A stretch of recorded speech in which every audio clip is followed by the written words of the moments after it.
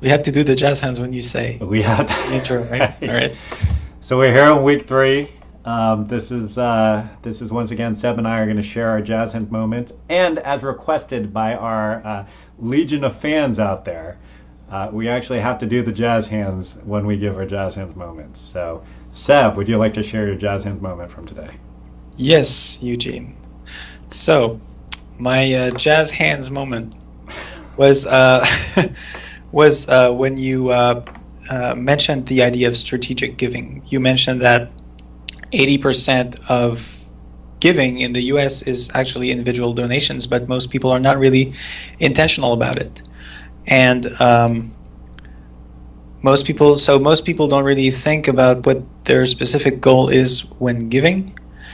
And we batted around a few ideas around intent casting and how people getting explicit about what their objective is in giving and making this a social thing could maybe boost the philanthropic literacy of people, I guess we could call it, so that better outcomes overall are obtained. That's it. Cool, cool. So my jazz hands moment. We had like some pretty good substantive conversations about intent casting, as you were calling it, which is your word, and it's a word I like.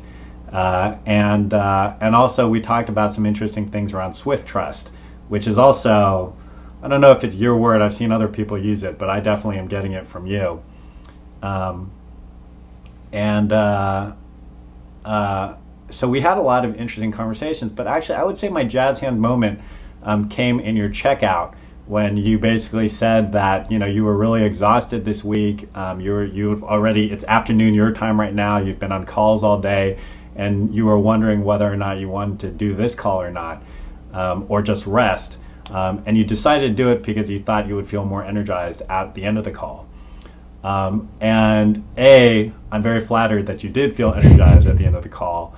But B, I think what was really kind of thoughtful about that, and it's like a lesson learned from a lot of people, is it's like we have to really, to the best of our abilities, know ourselves and know that it's like if I'm tired, if I'm totally exhausted, even talking to you, who I'm really going to like and that kind of stuff, might deflate me even more, and I just need some time to rest. We need to be able to ask that question of ourselves, and we need to be able to say, it's like, oh, well, actually, every time I talk to Seb, I get really excited and my energy gets boosted. And so I'm going to treat this as a way of getting my energy up. I think that was really very self-aware of you, and I think there's a lesson there for all of us. Thank you.